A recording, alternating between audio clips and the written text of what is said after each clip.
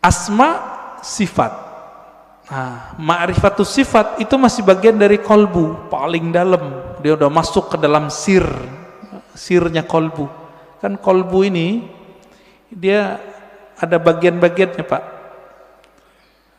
Kolbu itu disebut ada fuad. Ada yang disebut dengan lub.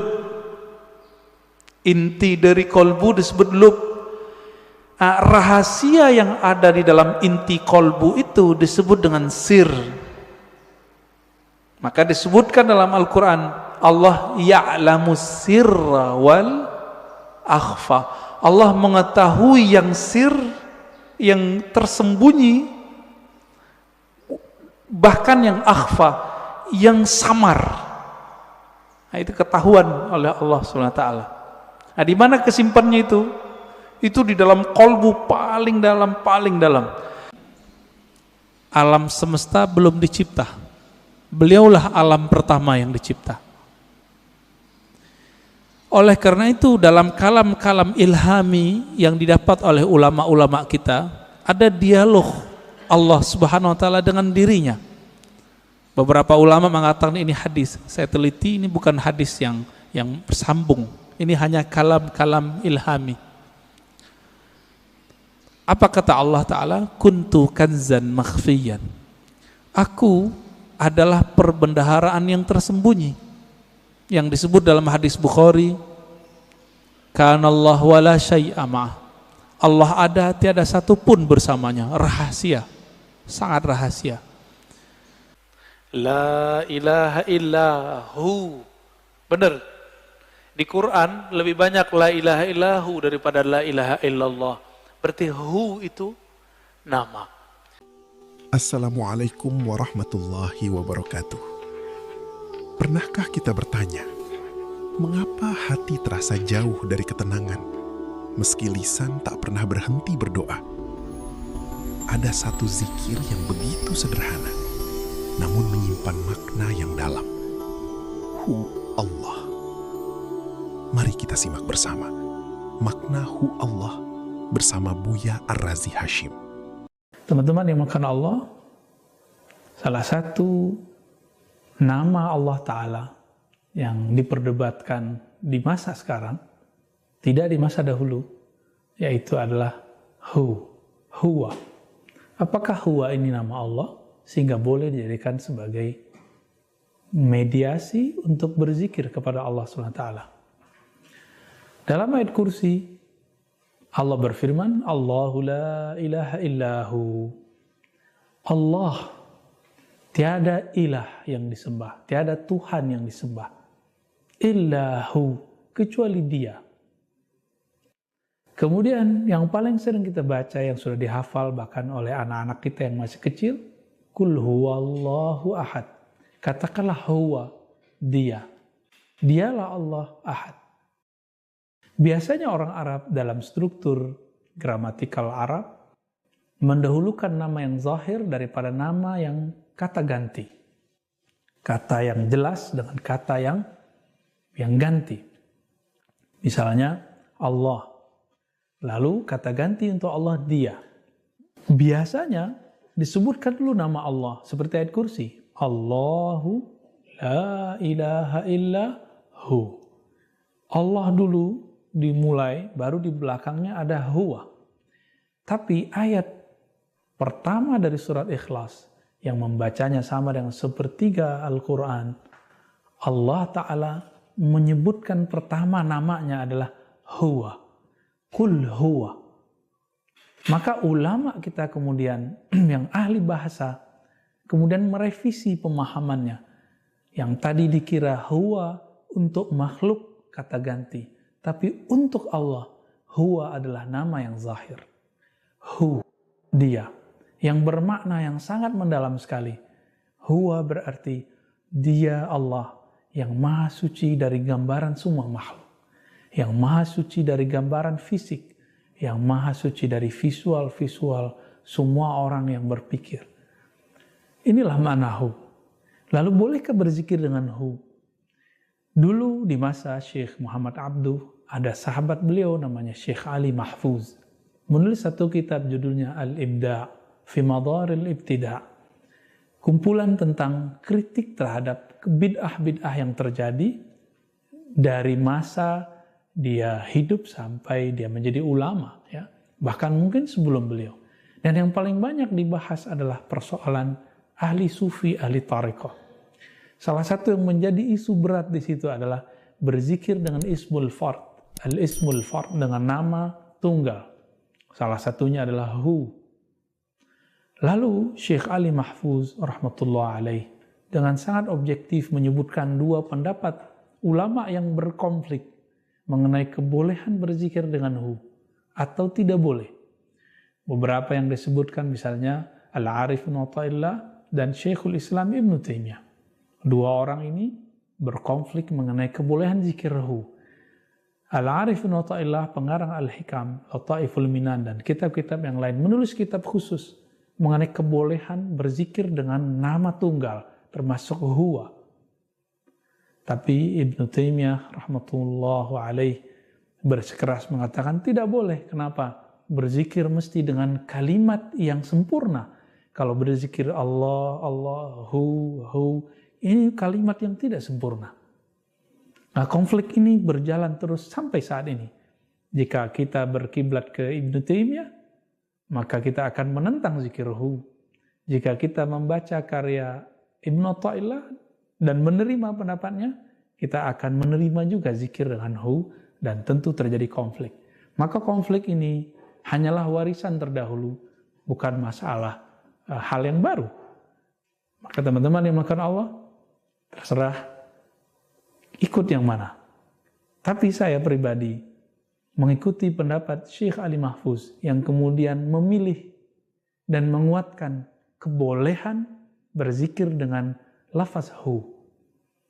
Kenapa? Menurut beliau dalilnya baik yang ijmali ataupun tafsili, ulama terdahulu ataupun di masanya itu lebih cenderung berzikir dengan itu, dan ini terlihat dari ijazah-ijazah zikir ahli thariqah sufi, begitu juga ijazah sebagian ahli hadis.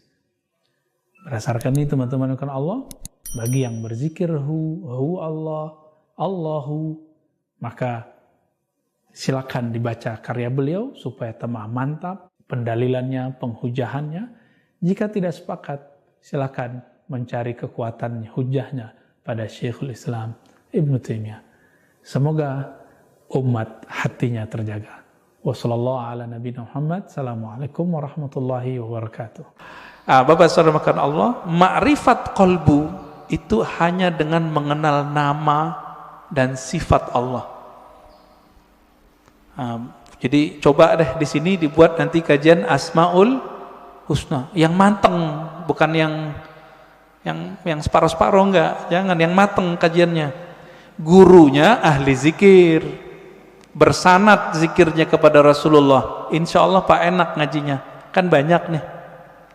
Carilah ya, semoga ketemu nanti. Asma sifat.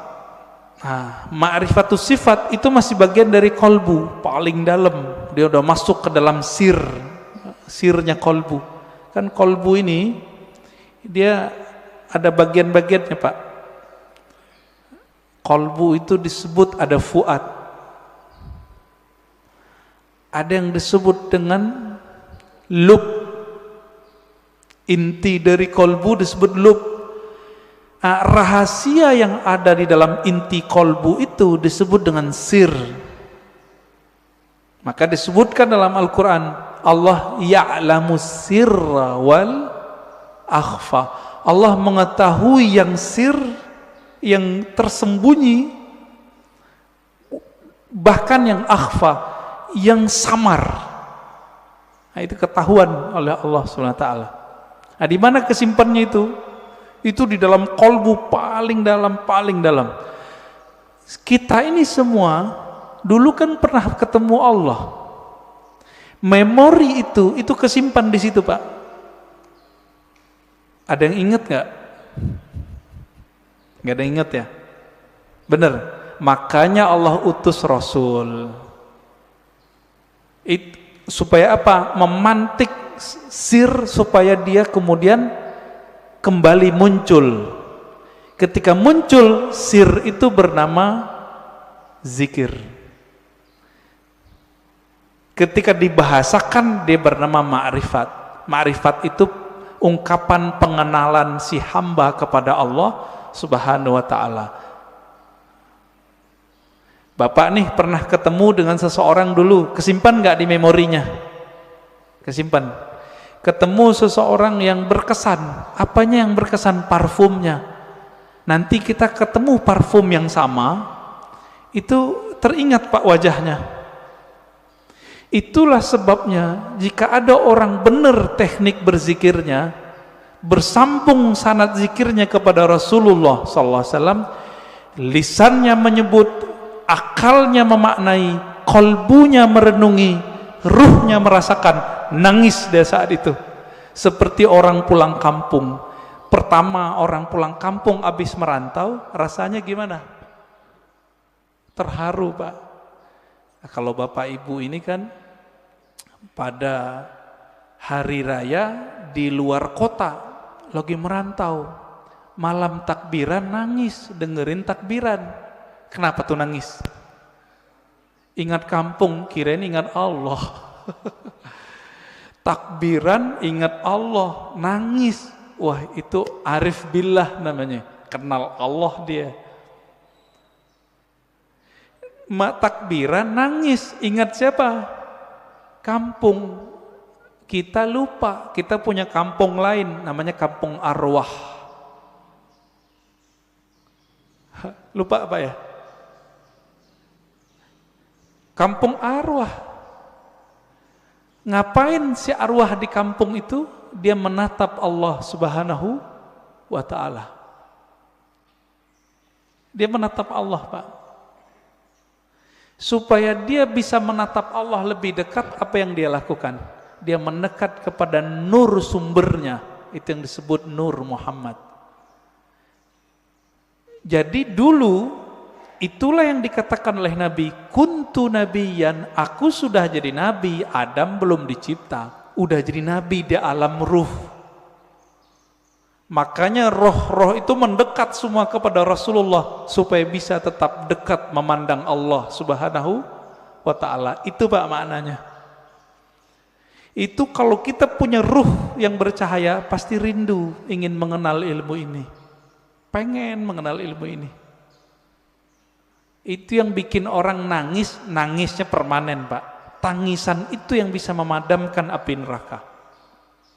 Kalau tangis yang malam takbiran tadi enggak. Itu mah tangis pulang kampung. Mau pulang gak ada duit. Atau kayak tahun-tahun ini kan mau pulang kena COVID. Dompetnya Pak kena COVID. Gak bisa pulang, nangis. Itu nangis apa? Teringat kampung fisik. Jadi jika orang bisa nangis karena ingat kampung fisik, kampung badan ini, teringat orang tua zahir, apalagi jika dia teringat dengan orang tua rohaninya. Sering dengar nggak istilah Nur Muhammad? Ya, masih ingat disebut apa? Nur Muhammad itu Abul Arwah, bapaknya sekalian roh. Maka ketika roh itu rindu ke siapa? Dia rindu sama ayahnya. Itulah kenapa kalau solawat jadi wajib dalam solat. Allahumma salli ala Sayyidina Muhammad. Ini orang malah debat, nggak boleh pakai Sayyidina, boleh pakai Sayyidina. Itu mah debat biasa itu. Kolbunya, ruhnya rindu nggak kepada Rasulullah? Nah, kalau sudah sampai ke sana, dia sudah sampai ke ma'rifatur ruh. Mengenal ruh dari mana dia berasal. Dulu dia bersama siapa. Nah, ini kabar gembiranya Pak. Ruh kita ini dulu ngapain di sono, sekarang diulang aktivitasnya. Kalau dulu Bapak di sono suka mendatangi Nabi, suka mendatangi orang yang dekat dengan nur Nabi itu, maka sekarang Bapak pasti suka dengerin pewaris-pewaris Nabi. Pasti cinta sama zuriat Nabi. Nah, orang-orang yang dulu mencintai Rasulullah di sana, di alam ruh itu, dia cinta kepada nur Nabi. Maka Allah kasihlah dia fisik di dunia bernama Habib atau ulama, dua aja. Habib atau ulama. Jadi kenapa Habib terlahir sebagai Habib, Kiai sebagai Kiai, Gus sebagai Gus, Ajengan sebagai Ajengan? Karena dulu nurnya mengagumi nurnya Nabi sallallahu alaihi wasallam. Itulah makna hadis al-arwah junudun mujannadah, hadis sahih Muslim. Ini syarahnya jarang orang menjelaskan ini. Roh itu dia berbaris-baris seperti tentara. Nah, dulu nih Bapak kalau dibukakan pintu kolbunya, itu bisa lihat Pak, dulu kita seperti ini di sono, ngumpul Pak seperti ini. Bapak kenapa sebut masjid ini Masjid Nabawi? Karena merindukan Nabi sallallahu alaihi wasallam. Semoga para pewakaf, pendiri, pengurus diberkahi oleh Allah, diberi rindu kepada Rasulullah. Bahkan sebelum wafat Allah kasih mimpi ketemu Rasulullah sallallahu alaihi wasallam. Amin. Pasti bisa Pak. Rasulullah kan nggak mati, nggak mati beliau, cuma pindah alam. Kalau kita bisa mati sebelum mati, bukan bunuh diri loh Pak ya. Mati sebelum mati itu apa? Mampu memilah ini alam jasad, ini alam pikiran, ini alam kolbu, ini alam ruh. Mampu dia berzikir, bertahan, bisa dia ketemu Rasulullah sallallahu alaihi wasallam. Bisa Pak.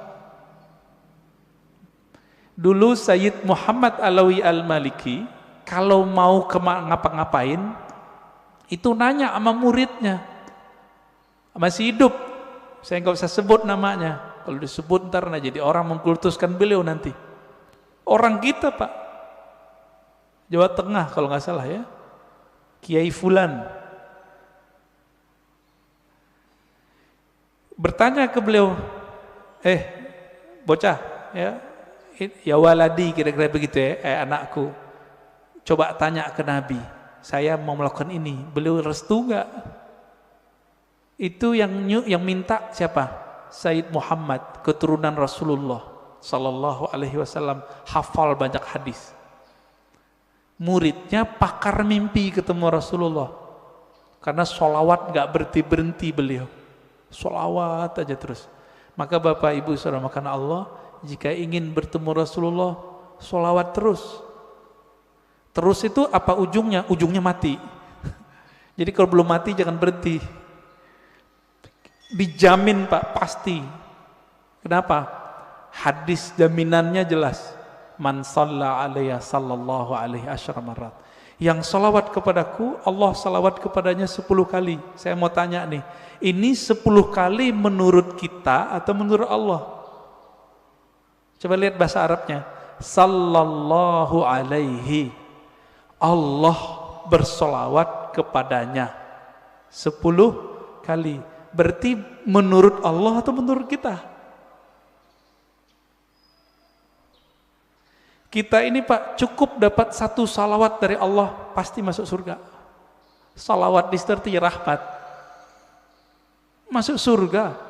Kalau 10 ketemu Rasulullah sallallahu alaihi wasallam, ketemu Rasulullah pasti. Maka Nabi mengatakan, ini garansi Rasulullah, orang yang paling dekat kepadaku nanti siapa? Aksaruhum salatan, yang paling banyak bersolawat kepadaku. Inilah media kalau mau ketemu Rasulullah. Bisa. Siapa yang bilang gak bisa ya? Nabi mengatakan nanti di akhir zaman ada Dajjal. Seandainya aku hidup saat itu, akulah hajijun alaikum, akulah pembela kalian. Secara fisik Nabi nggak ada Pak, tapi kan pewarisnya ada. Pewarisnya itulah disebut Al-Imam Al-Mahdi. Imam Mahdi, apa kata beliau? namanya seperti namaku. Nama dalam bahasa Arab ismun.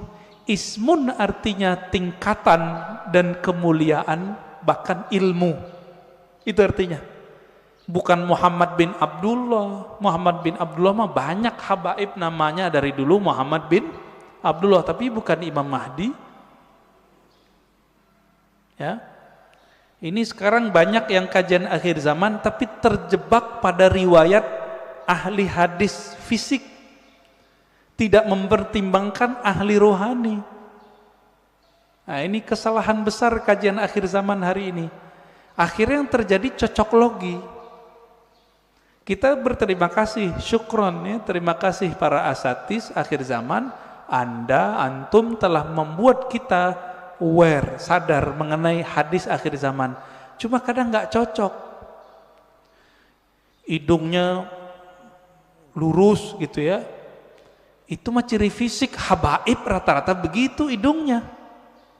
Ya. Bukan itu kalau mengenal Rasul. Rasul itu kolbunya yang mau dilihat. Berarti ini yang disebut ismun tadi. Ya. Maka yang keempat itu Bapak selamatkan Allah, siapa yang mengenal ruhnya, maka dia mengenal Allah secara hakiki. Dia mengenal Rasulullah secara hakiki. Nah, semoga kita sampai ini yang ini nih, keempat. Mengenal ruh, walaupun sedikit menurut Allah itu kan banyak bagi kita. Setetes saja Allah beri, itu udah lautan bagi kita. Ya. Nah, caranya banyak-banyak aja Pak, sholawat. Bapak ini kan mohon maaf ya, pemalas cari guru, maunya didatangin guru mulu, ya enggak? Carilah guru yang bisa mengajarkan zikir ma'rifatullah. Nanti diajarin Pak cara berselancar kepada Allah. Tapi kalau masih males, udah sholawat aja dulu. Nah, nanti sholawat ini nurnya akan membimbing kita, insya Allah ya.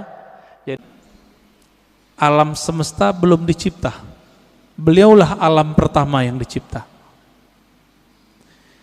Oleh karena itu dalam kalam-kalam ilhami yang didapat oleh ulama-ulama kita, ada dialog Allah Subhanahu wa taala dengan dirinya. Beberapa ulama mengatakan ini hadis. Saya teliti, ini bukan hadis yang bersambung. Ini hanya kalam-kalam ilhami. Apa kata Allah Ta'ala? Kuntu kanzan makhfiyan. Aku adalah perbendaharaan yang tersembunyi. Yang disebut dalam hadis Bukhari, Kanallahu wa la syai'a ma'ah. Allah ada, tiada satu pun bersamanya. Rahasia, sangat rahasia.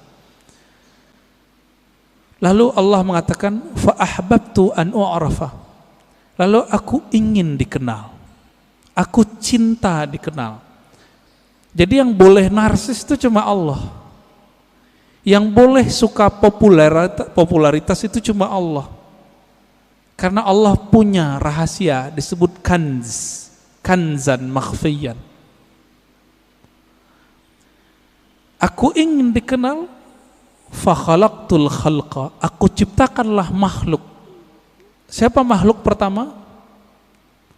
Allah ciptakanlah apa yang kita sebut dengan tiupan pertamanya. Allah meniup. Ini jangan salah faham. Ini contoh ayatnya. Fanafakhtu fihi min ruhi. Aku tiupkan dari rohku. Allah menyebut zatnya, rohnya. Maka Allah menamakan zatnya dengan roh, ruh. Hembusannya itu menjadilah apa yang kita sebut sekarang dengan Nur Muhammad sallallahu alaihi wasallam.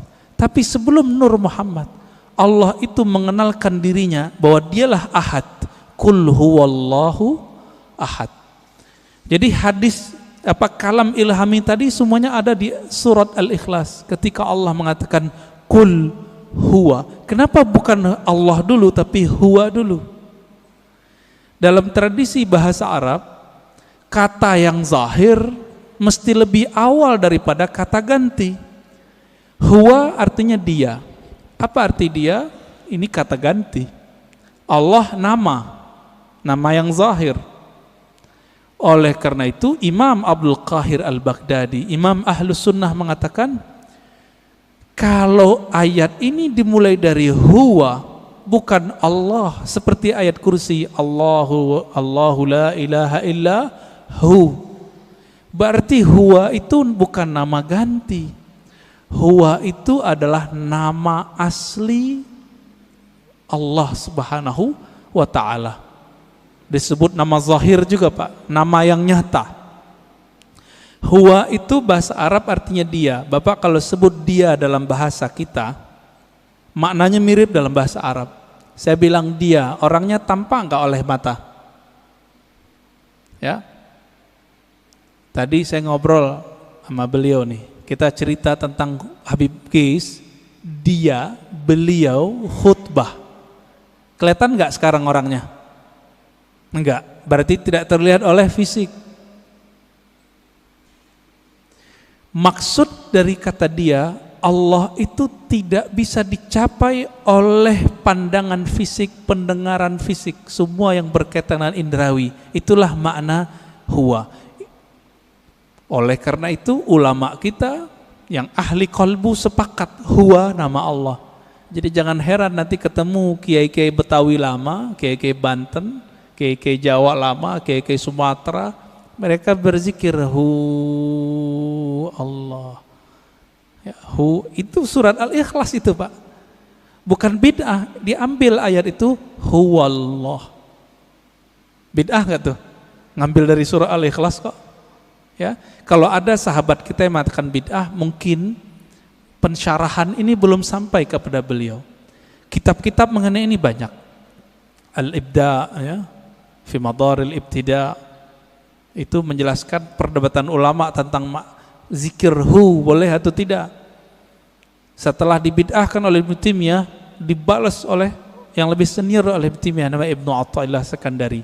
Finalnya itu boleh, bahkan disyariatkan, masyru', begitu bahasa Arabnya. Jadi jangan terjebak di situ. Huwa itulah yang disebut kanzan makhfiyan, perbendaharaan yang tersembunyi. Coba lihat Bapak Saudara makan Allah. Allah itu dalam surat Taha berkata kepada Sayyidina Musa, "Hei Musa, innani anallah." Masih ingat? Ayat 14. Surat 20 ayat 14. Innani anallah, sesungguhnya akulah Allah. Berarti Allah menyebut di sini nama zatnya dengan ana. Sesungguhnya akulah Allah.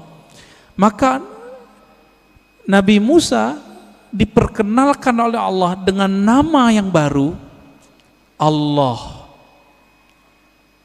Itu sebabnya orang-orang Yahudi memanggil Allah itu dengan panggilan El. Allah itu bahasa Arab Pak. Dalam bahasa Ibrani El. Siapa yang menjelaskan ini?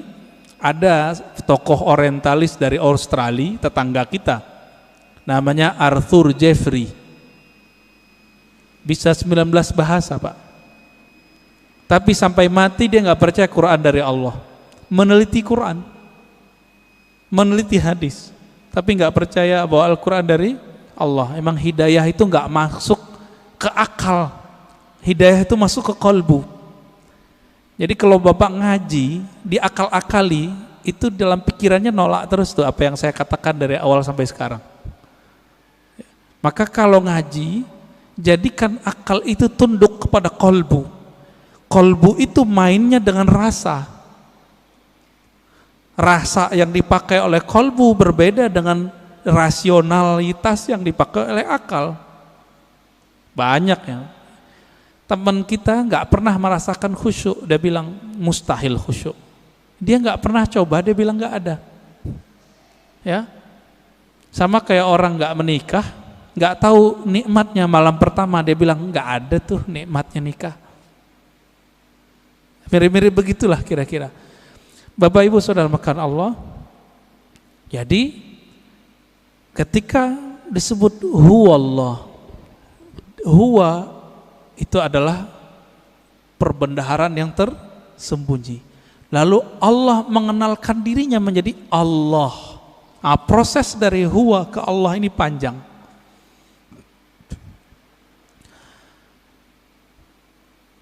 Karena Allah ingin dikenal, maka Allah meniupkan dari ruhnya. Tiupan inilah yang disebut dengan tiupan yang bernama Ahmad. Ya, Ahmad itu cahaya yang terpancar darinya disebut cahaya Nur Muhammad. Begitu ulama kita menjelaskannya. Inti dari Ahmad itu adalah nurnya. Maka sebagaimana disebutkan dalam hadis Imam Bukhari, innallaha yanzuru ila qulubikum. Allah memandang ke sentral jiwamu. Apa sentral jiwamu? Yaitu qalbu. Qalbunya Ahmad adalah Nur Muhammad. Maka Allah pandanglah nur itu. Pernah enggak Bapak Ibu saudara makan Allah, waktu dulu kita sekolah, kita dipelototin oleh guru kita? Keringetan enggak? Keringetan ya? Atau kita baru jatuh cinta dengan seseorang, terus kita dipelototin nama dia, beradu mata, keringat dingin Pak. Yang pernah jatuh cinta, ya mau jatuh cinta lagi nggak Pak? Ya, jatuh cinta tuh enak tapi capek, ya capek di jantung itu, deg-degan terus, ya. Tapi enak Pak ya, kayaknya mau coba lagi nih, berkeringat. Maka di saat Allah Subhanahu wa Ta'ala, sang pemilik ruh, sang peniup, memandang kepada hasil tiupannya yang bernama nur itu, berkeringatlah nur itu, meneteslah dari nur itu yang disebut 124.000 tetesan. Itulah rahasianya, filosofinya, hikmahnya, kenapa jumlah para nabi dan rasul 124.000. Hadis Imam Al-Hakim juga itu. Kok bisa 124.000? Ya ini dalilnya. Dalil rohaninya, dalil zawq qalbiyahnya. Yang Allah pandang apa? Nur Muhammad sallallahu alaihi wasallam. Yang itu yang Nabi Muhammad sallallahu alaihi wasallam mengatakan, kuntu nabiyan, aku sudah diangkat jadi nabi. Sudah dipandang oleh Allah. Itulah kenabian beliau. Inilah yang dikatakan beliau, aku sudah jadi nabi sebelum Nabi Adam. Inilah kata-kata dari Allah SWT, tidaklah aku utus engkau Muhammad kecuali rahmat untuk sekalian alam. Alam pertama itulah bernama alam, ya, tetesan itu, alam nur itu. Dan kabar gembiranya Bapak Ibu yang melakukan Allah, saudara, semoga kita termasuk bagian ini ya. 124.000 itu kan semua semua nabi dan rasul. Karena Nabi Muhammad mengatakan la nabiyya ba'di, tiada nabi lagi setelahku. 124.000 itu masih ada enggak? Masih. Tapi pangkatnya sekarang bukan seorang nabi. Pangkatnya adalah seorang wali. Ala inna awliya Allah la khaufun alaihim wala hum yahzanun. Tapi kalbunya itu warisan dari kalbunya para nabi. Inilah makna hadis al ulama warasatul anbiya. Ulama itu mewarisi nabi. Buya, saya Haji Faisal ingin bertanya Buya, yang dimana mengenai zikir kalbi, Buya. Kalau kita bicara kalbi, berarti kan tarikan nafas, Buya. Zikir nafas.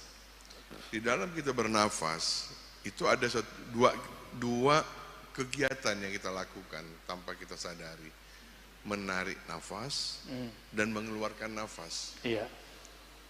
Pada saat kita berzikir kalbi, otomatis hanya dua kata yang bisa kita keluarkan pada saat menarik dan mengeluarkan. Kita kembali kepada surat Al-Ikhlas. Di situ Allah katakan,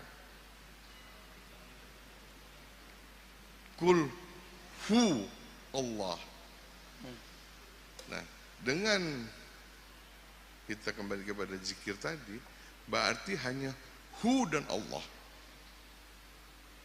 Nah, pada saat Rasulullah ditanya para sahabat, ya Rasulullah, sebaik-baiknya zikir apa ya Rasulullah? Rasul mengatakan, La ilaha illallah, asyhadu astagfirullah. Nah, Afdhalu dzikri la ilaha illallah. Ya. Nah, jadi dengan tadi kita kembali kepada awal pembicaraan tentang praktik zikir, zikir nafas hu Allah itu bisa tidak kita lakukan Pak Kiai? Demikian pertanyaan saya. Assalamualaikum warahmatullahi wabarakatuh. Assalamualaikum. Afdalu dzikri la ilaha illallah. Zikir yang paling tinggi, paling lezat itu la ilaha illallah. Itu bisa pakai napas juga Pak. La ilaha naik, illallah turun. Bisa. Ada caranya. Kul huwallahu ahad. Huwallah. Bisa.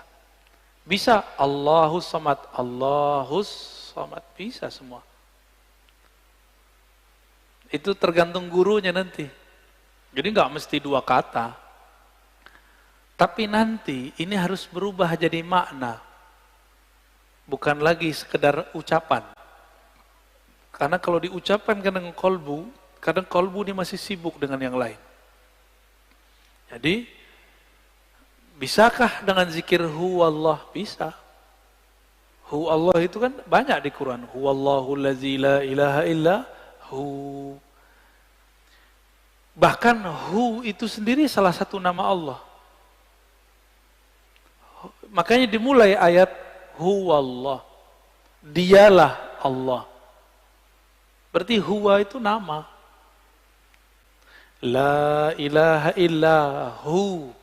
Benar. Di Quran lebih banyak la ilaha illahu daripada la ilaha illallah. Berarti hu itu nama. Dulu guru saya Maulana Syekh Muhammad Nuruddin Al-Khalidi itu mengajarkan kami zikir. Apa kata beliau? Zikir tertinggi la ilaha illallah. Namun habis lafaz la ilaha illallah tersisalah Allah. Habis lafaz Allah tersisalah hu. Hu itu bunyi nafas. Itu hu, dia. Bagi ahli zikir diterjemahinnya gitu Pak. Cuma kalau bagi antum mungkin enggak, ini mah begini angin keluar tat. Ya itulah bedanya. Orang ahli zikir dengar apa aja ingatnya Allah. Kayak orang kasmaran. Ngelihat yang pakai jilbab dari samping semuanya dia. Dari belakang dia, dari depan bukan. Yang penting pakai jilbab aja dari samping. Kalau dulu zaman-zaman Bapak kan nggak pakai jilbab, rambut panjang. Yang penting rambut panjang, mau dari kiri kanan dia. Berdesir mulu jantungnya. Pasti dilihat dari depan, hidungnya beda. Itu dia. Dia itu ada makna di dalam diri kita. Itulah yang mahal daripada zikir hu. Bukan lafaz hu-nya, tapi makna yang muncul dari hu. Hu artinya Allah yang tidak bisa dicapai oleh pikiran. Allah yang maha sempurna. Allah yang maha. Gak sanggup kita Pak. Ya. Ini orang sekarang lumayan kuat ini. Dulu kalau di zaman Hasan Al-Basri disebut nama Allah pingsan. Waktu saya masih kecil Pak, guru saya baca la ilaha illallah, itu separuh pingsan semua. Pingsan serius. Waktu saya masih kecil, saya aja yang melongo. Kenapa mereka pingsan ya? Apa gue yang nggak punya zikrullah? Ya. Saya pakai ini, mereka pakai kolbu. Beliau baca afdalu dzikri la ilaha illallah. Semuanya nangis. Saya aja yang bengong lirik kiri kanan. Bahkan di suatu masa, saya terkena satu pemikiran suka membid'ahkan. Orang udah nangis, kita masih mikir, ini zikir bid'ah kok pada nangis sih? Bayangkan, ini orang udah terbang zikrullah, udah nangis. Dia masih mikir, ini bid'ah nih, gak jalan-jalan. Itulah yang disebut ilmu kadang jadi hijab. Ilmu itu kadang ada yang jadi pesawat, cepet nyampainya. Kadang-kadang ilmu jadi penghalang. Ilmu yang mana? Ilmu yang suka debat.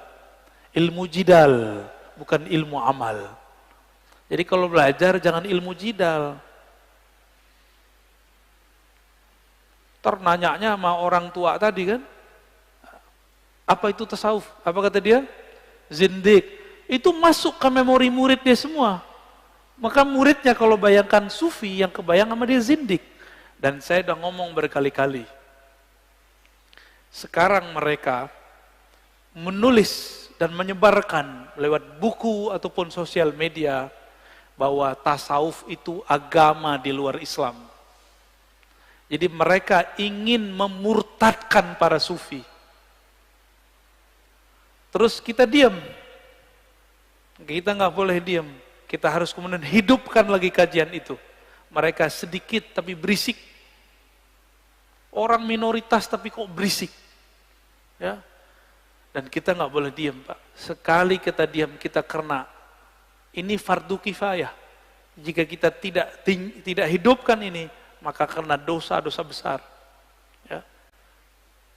Gimana Tat? Cukup. Satu online lah, yang online. Hah? Yang dari sono. Ada nggak? Ada.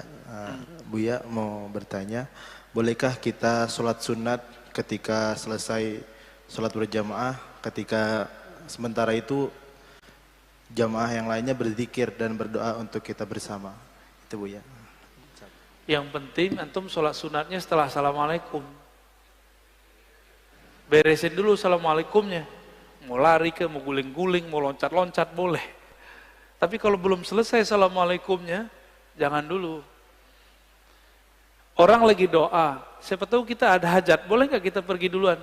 Boleh. Maka imam, jamaah masjid, nggak boleh suuzon sama orang yang buru-buru habis sholat nggak ikut doa. Kenapa? Barangkali dia ada hajat.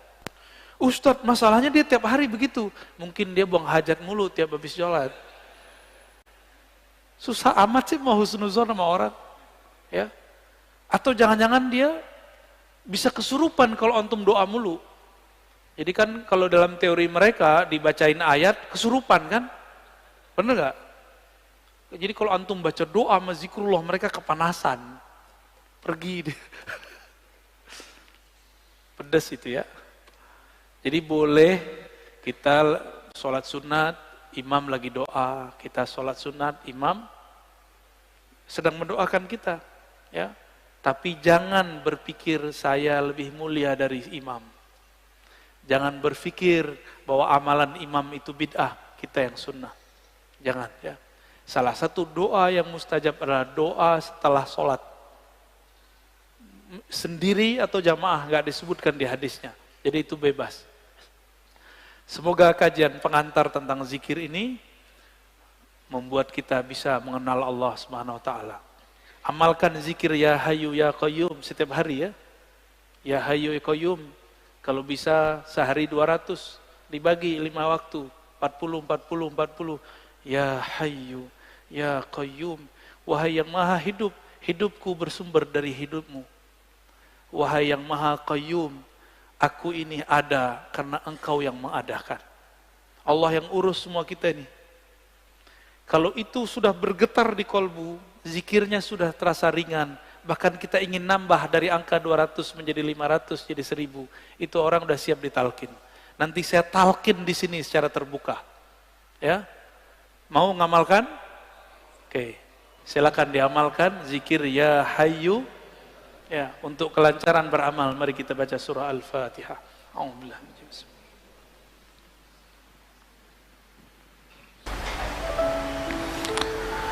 Kebanyakan kita baru berguru sebatas sohbatut tabarruk, berguru ngambil berkah. Bener ya? Belum ketemu kan guru yang ngasih PR zikir? Paling cuma beberapa orang. Belum ketemu guru yang bilang kamu latihan seharinya segini ya. Namanya berguru. Oh, nanti muncul orang-orang yang gak mengerti bab ini terus bilang, lo gak boleh zikir pakai hitung-hitungan. Lo orang ini lagi jadi murid. Kalau lagi jadi murid, suka-suka gurunya. Coba bapak anaknya sekolah gak? Mana dalilnya? Suruh nulis 1 halaman. Ada gak? Gak ada kan? Sekarang dalilnya apa? Anak sekolahnya nonton YouTube. Tontonlah YouTube dengan link ini kan. Mana dalilnya? Kenapa itu dibolehkan? Tapi giliran ahli kolbu punya murid gak boleh menata sebuah kurikulum. Jadi kalau nanti berguru kepada ahli kolbu, ahli zikir, pasti nanti dikasih kurikulum zikirnya. Beruntung bapak kalau sudah punya guru begitu. Jarang pak orang guru begitu. Ini kita lihat nih di antara bapak paling cuma 10% yang sudah punya guru suhbatul iradah. Makanya kalau diam itu masih bingung mau nggak baca apa ya. Ini bukan cash di sini pak, cash di tanah haram, haramain, Mekah Madinah. Ya, bapak coba ingat-ingat waktu di Mekah Madinah, orang pada bengong aja ngeliatin orang lewat, bener nggak? Masuk yang di depan saya banyak yang bengong tuh kalau duduk ngeliatin Ka'bah atau ngeliatin orang lalu lalang kiri kanan gak jelas. Coba kalau dia punya guru, gurunya bilang nanti kalau kamu sampai di haram, bacalah zikir ini. Jadi ada pegangan dia. Tapi kalau nggak punya pegangan, nggak punya zikir, apa yang mau dibaca? Kira-kira begitu ya.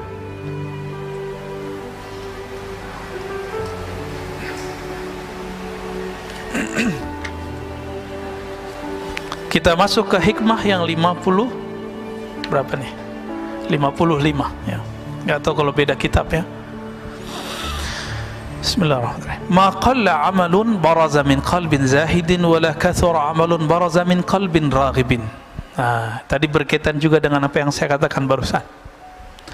Amal itu bagus karena banyak kuantitas atau bagus karena kualitas? Sepakat? Karena kualitas. Sepakat ya? Baik. Apa kata beliau? Ma qalla amalun, tidaklah satu amal Allah nilai sedikit. Baraza min qalbi zahidin, jika amal itu tumbuh dari kolbu yang zahid, kolbu yang zuhud. Ciri-ciri kolbu yang zuhud, ketika dia takbir dia merasakan kebesaran Allah, dia nggak ingat dunia lagi. Sampai ruku, sampai sujud, sampai assalamualaikum. Ini udah nggak khusyuk, orang lagi ngaji, sholat syuruk. Kira-kira gimana tuh pak hasilnya? Ya, nggak jelas hasilnya. Kalau ada ustadznya agak tersinggungan, bisa marah-marah dia pak ngelihat ada orang lagi sholat syuruk. Kecuali ustadznya bisa husnuzon, ya nggak ada masalah. Wala kathura amalun baraza min qalbin raghibin, sebaliknya satu amalan tidaklah disebut banyak jika muncul dari kolbu yang raghib, yang cinta kepada dunia. Ini saya ganti bahasanya sedikit.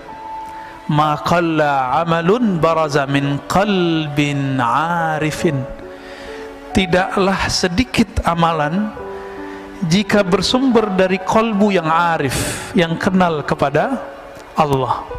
Wala kathura, sebaliknya tidak disebut banyak amal baraza min qalbin jahilin maridin, jika bersumber dari kolbu yang jahil, tidak mengenal Allah, marid, yang sakit. Ciri-ciri kolbu yang sakit apa? Salat itu adalah alazzu ghazair ruh. Salat itu adalah amalan paling lezat bagi ruh. Kalau salat bapak sudah nggak nikmat, berarti kolbunya berpenyakit. Gimana? Punya penyakit nggak kolbu kita? Ada? Pasti banyak pak. Saya juga punya penyakit kolbu saya. Karena kalbu kita berpenyakit, nggak bisa menikmati. Seperti orang lagi sakit demam, nggak bisa menikmati makanan. Ada orang demam Pak bisa menikmati makanan? Nggak ada, nggak bisa kok menikmati makanan. Apalagi kalau sariawannya di mulut, waduh sakitnya bukan main. Suka pedes, tapi bibirnya, lidahnya lagi sariawan. Dikasih menjerit nggak Pak? Nah inilah yang terjadi pada orang-orang. Kenapa ada orang-orang yang tertentu dikasih zikrullah malah dia menjerit, malah dia lari, malah dia muntahkan ya. Bahkan beberapa ngejek, makanan apa nih? Nah itu kalau makanan. Kalau zikir gimana? Zikir apaan nih beginian gitu. Itu kalau punya berpenyakit. Itu penyakit ini ada yang disebabkan karena ilmu yang salah ditelan. Dia dapat ilmu, ilmunya itu bukan ilmu, ilmunya itu meracuni otaknya. Maksudnya pemahamannya salah. Dikira orang zikir begitu itu dianggap sesat, rusaknya di dalam ya.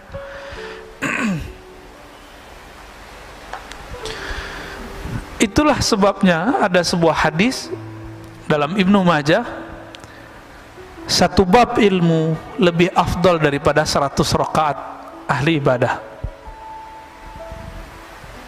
Satu bab ilmu. Ini kita udah 3 bab nih Pak dari tadi. Ya, udah 3 bab dari tadi. Udah 300 rakaat tuh. Gampang kan? Kalau masuk ke hati insya Allah. Tapi yang penting berkahnya sudah dapat semua. Ya, alhamdulillah. Bahkan Imam Syafi'i meriwayatkan lain lagi. 1000 rakaah. Satu bab ilmu lebih utama daripada 1000 rakaat. Itu levelnya Imam Syafi'i. Ya. Maksud beliau, orang yang mengenal Allah sesaat dia beribadah kepada Allah lebih afdal daripada abid orang yang ahli ibadah 1000 rakaat. Begitulah wali-wali Allah Pak. Wali-wali ini ada tingkatan-tingkatannya. Semakin tinggi tingkatannya, satu nafasnya lebih afdal daripada 1000 rakaat kita. Kalau mereka sudah sampai ke level tinggi. Nabi itu diamnya sudah zikir. Seandainya Nabi itu nggak sholat itu boleh Pak seharusnya. Itu kan logikanya Aisyah. Apa kata Aisyah? Wahai Rasulullah, ngapain engkau sholat mulu? Kan engkau sudah diampuni. Apa logika Aisyah? Engkau nggak perlu sholat wahai Rasulullah. Kira-kira begitu. Sholat sunat loh ya, bukan sholat wajib. Sholat wajib kan langsung dari Allah wajib. Apa kata Nabi? Enggak. Afala an akuna abdan syakura. Kenapa aku tidak boleh menjadi hamba yang bersyukur? Maka sholatnya Nabi itu karena dia sudah mengenal Allah, sholatnya adalah sholat syukur. Setiap sholat. Maka kakinya kapalan. Kalau kita punggung kita kapalan Pak, karena tidur. Jadi Nabi itu sholatnya sholat syukur. Maksudnya apa sholat syukur? Beliau itu merasa sangat berterima kasih kepada Allah, mengemban nur yang Allah pilihkan kepadanya.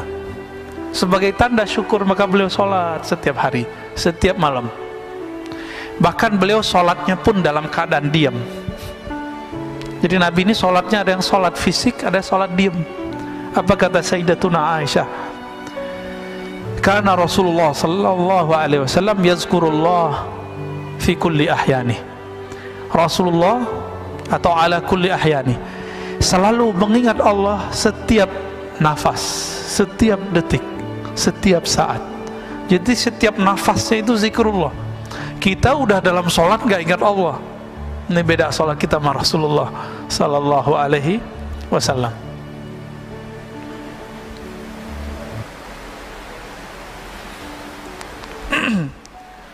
Dikatakan di sini Ibnu Mas'ud berkata, raq'atan min zahidin alimin khairun min ibadatil muta'abbidin al-mujtahidin ila akhir ad-dahr abadan sarmada. Ini lebih parah lagi Pak. 2 rakaat orang yang zahid, yang tidak cinta dunia, yang bahkan akhirat pun dia nggak minat, dia minatnya yang punya dunia dan akhirat. Alimin yang alim, mengenal Allah, lebih utama daripada Salatnya ahli ibadah sepanjang umurnya, sepanjang hidupnya, ila akhir dahar, sampai kiamat nanti. Kezuhudan, maka orang itu nanti akan suka puasa. Jadi puasa itu efek warid yang datang ke kolbu. Apa arti warid? Anugerah rohani datang ke kolbu. Zuhud itu nikmat yang lebih besar dari dunia dan seisinya. Orang kalau sudah masuk zuhud ke kolbunya, hidupnya kenyang. Nggak ada keluh kesah, kebahagiaan itu ada meskipun dunia tidak di tangannya. Tapi orang-orang zuhud bukan berarti dia orang miskin. Banyak orang miskin cinta dunia, tiap hari mikirin gimana makan. Berarti dia belum zuhud. Jadi rugi dua kali, udah miskin nggak zuhud. Orang kaya itu paling bisa zuhud karena dunia sudah di tangan. Tapi kalau kolbunya tidak dapat zikir kolbu, jadi kolbu itu punya zikir. Zikir lidah la ilaha illallah, subhanallah. Zikir kolbu Allahu Hayy Qayyum, Asmaul Husna, itu zikir kolbu. Dan ini harus diambil dari ahlinya. Sebagaimana kalau kolbu kita sakit, kalau badan kita sakit, kita datang ke dokter. Dan masalah kita semua apa? Masalah kita cuma satu, kita nggak adil dengan kolbu. Giliran sakit badan, ya repot kemana-mana. Ini virus corona aja udah rame kemana-mana ya. Tapi kalau ada virus kolbu, orang nggak rame. Udah berapa tahun nggak khusyuk, udah berapa tahun tidak menikmati baca Quran. Kok nggak datang-datang ke ahli kolbu? Waras nggak sih? Gitu. Adil nggak? Ini yang disebut innallaha yuhibbul muqsitin. Maka Allah sebut orang-orang yang berilmu yang adil itu qa'iman bil qist. Orang-orang yang berilmu itu dia betul-betul adil terhadap dirinya. Kita nggak adil. Cari dunia dari pagi jam 6, pulang pun jam 8, 12 jam. Tapi cari akhirat, kita ajak setengah jam aja, bilang apa? Ustadz, saya ini sibuk. Ada seorang ibu-ibu minta diajarkan zikir, kita ajarkan zikir. Terus bilang, Ustadz, nggak ada zikir yang ringan, saya ini sibuk. Saya tanya, ibu umur berapa? 70. 70 karyawati, pragawati. ASN. Enggak, terus apa sibuknya? Bingung juga dia. Berarti selama ini kita ini sok sibuk. Dan semua orang mengundur amalnya sampai dia udah tua. Berarti warid belum datang ke kolbunya. Dia memulai amal selama ini selalu dari zahir, belum dari kolbu. Maka Imam Bahauddin Syah Naqsyaband mengatakan apa? Ketika orang sibuk dengan perkara zahir, maka kajian zikir pertama kami adalah zikir kolbu. Bidayatu tariqatina nihayatu turuq. Awal dari cara zikir kami adalah akhir dari semua zikir yang dipelajari oleh orang-orang di luar. Itu manhaj beliau. Jadi orang kalau sudah sibuk zikir salat baru zikir kolbu. Kalau beliau enggak, kolbu dulu. Kenapa? Ala wahyal qalb. Inilah zikirnya ulama-ulama ahli kolbu. Jika masuk ke kolbu itu al-hirs. Hirs itu ada kesukaan, kerajinan, ya, ada perasaan senang. Maka orang ini akan rajin tahajud, rajin sedekah, rajin semua zikir itu kayaknya ringan di tangannya, ringan di lidahnya. Bapak saudara makan Allah, dulu seorang kawan saya berdoa, Allahumma adim alaina zikrak. Ya Allah, dawamkan zikir kami kepadamu. Saya tegur, jangan doa begitu. Yang Nabi ajarkan, Allahumma a'inni ala zikrik. Ya Allah, bantu aku menyebut namamu. Karena Nabi tidak pernah mengajarkan, ya Allah, dawamkan zikir di kolbu kami. Itu mustahil kecuali Rasulullah sallallahu alaihi wasallam. Dalam sholat pun kita masih ingat selain Allah Ta'ala. Jika yang datang di kolbu itu syauq, rasa rindu yang dalam, maka orang ini biasanya zikirnya mulai bergerak. Nah, zikir ini yang jarang datang ke kita. Minimal gerak mata, matanya nangis, itu zikir rindu. Jadi rindu itu datang dulu ke kolbu, baru saat dia berzikir ada rasa nangis. Bukankah sebagian bapak ibu ketika mendengarkan imam kita tadi sholat teringat mana? Sudais, ya. Semoga Allah muliakan beliau. Amin. Kita teringat itu. Bagi mereka yang punya pengalaman sholat di belakang Sudais, dia rindu, dia bisa nangis. Itu baru rindu dengan imam dunia. Imam sholat di Mekah. Bagaimana imam al-a'immah Sayyidina Rasulullah SAW. Maka orang ini saat mengatakan Allahumma salli ala Sayyidina Muhammad, air matanya pasti mengalir. Itu yang disebut dalam syair-syair Hisan bin Sabit. Kullul qulub, semua kalbu itu rindu kepada Nabi.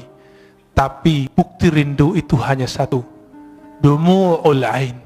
Ketika air mata itu berkaca-kaca, kita air mata itu mengalir. Atas dasar itulah ulama kita punya majelis khusus, namanya majelis sholawat, karena itu majelis kerinduan. Imam Ibn Arabi yang disesatkan orang di zamannya, dia jauh dari semua kesesatan itu, karena beliau ahli hadis. Saya S1 meneliti beliau. Ibn Arabi menulis kitab Tarjumanul Ashwaq. Sebelumnya beliau seorang ahli hadis, meruatkan hadis dengan sanadnya sendiri sampai ke Rasulullah. Berguru kepada Imam Bukhari di zamannya, namanya Ibnu Asakir, dan Imam Muslim di zamannya, yaitu Imam As-Silafi. Imam Ibn Arabi menulis Tarjumanul Ashwaq, terjemahan para perindu, kolbu yang merindu. Dan salah satunya di situ ada kerinduan kepada Rasulullah Sallallahu Alaihi Wasallam. Orang yang rindu kepada Rasulullah pasti dia rindu kepada orang yang membuat dia rindu kepada Rasulullah. Siapa yang mengajarkan kita rindu kepada Rasulullah? Guru-guru kita. Guru-guru ini yang mengajarkan rindu. Maka rindu kepada Rasulullah itu bersanad. Ini yang Nabi katakan, tuba liman ra'ani wa amana bi. Tuba liman ra'ani wa liman ra'aman ra'ani. Beruntung orang yang memandangku. Kalau nggak ketemu aku, dia ketemu murid-muridku atau murid dari muridku. Ini yang disebut tuba. Bagaimana Bilal ibn Rabah ketika Omar datang ke Damaskus, Bilal dipanggil. Wahai Bilal, kami rindu Rasulullah. Apa kata Bilal? Lalu apa yang harus kau lakukan? Kata Omar, tolong engkau azan. Ingatkan kami kepada azannya di zaman Rasulullah SAW. Lalu dia azan. Setelah sekian lama Rasulullah wafat, dia nggak mau azan. Kenapa? Setiap kali dia azan dia bisa pingsan. Itulah rindunya seseorang perindu. Dia bergerak, badannya bergetar ketika rindu. Kalau dia kuat, dia bisa terus. Jika tidak, dia pingsan. Dan Bilal bin Rabah sampai di asyhadu an la ilaha illallah, sampai di asyhadu anna Muhammadar Rasulullah. Ketika sampai di bagian itu, dia tidak sanggup lagi menahan tangisnya. Dia berhenti, tersenduh-senduh, baru dia lanjutkan. Bahkan di riwayat lain beliau pingsan. Itulah para perindu. Makanya zikirnya para perindu itu ada 3. Jika di mata dia menangis, jika di tubuh dia bergerak, jika tidak kuat maka dia pingsan. Inilah zikir-zikirnya qalbu. Karena sebab syauq datang, rasa rindu itu datang. Dan rindu itu sumbernya satu, al-mahabbah, rasa cinta kepada Allah dan Rasulullah. Bapak saudara makan Allah, terkadang kalau orang rindu itu gombal, benar nggak? Kalimat-kalimatnya aneh-aneh. Dalam ilmu zikir, ilmu qalbu disebut dengan syatahat. Apa arti syatahat? Kalimat yang melompat dari mulut karena gejolak-gejolak rindu dalam qalbu. Jika seseorang merasakan rindu tersebut, maka muncullah syatahat. Inilah yang muncul pada Imam Junaid, Imam Abu Yazid Al-Bustami, bahkan imam seperti Al-Hallaj, Al-Hallaj mengatakan, ma fi jubbati illallah. Di jubahku hanya ada Allah. Dia tidak dihukum karena dia ngomong itu. Tapi dia ketika mengatakan haji itu cukup di rumah, tapi itu ternyata bukan perkataan dia. Jadi dulu karena buku tidak ada copyrightnya, salah satu bukunya tentang asrar haji disalin oleh orang tertentu, lalu ditambahkan di situ, haji tidak perlu ke Mekah, cukup di rumah. Ketika dihakimi, dibawa ke pengadilan, Al-Hallaj ditanya, ya Hallaj, haza kitabuk, hei Hallaj, ini kitabmu? Hallaj mengatakan, oh itu judul kitabku, tapi dia tidak tahu isinya. Langsung hakimnya mengatakan, taib, kamu zindik, kamu fasik, langsung divonis esok hari dipenggal. Al-Hallaj wafat tahun 309 Hijriah. Kata Imam Al-Ghazali, seandainya aku jadi qadhinya, jadi hakimnya, tentu aku tidak akan menghukumi gantung baginya. Itu kata Imam Ghazali. Tapi ya sudah, ya. Tilka ummatun qad khalat laha, ya.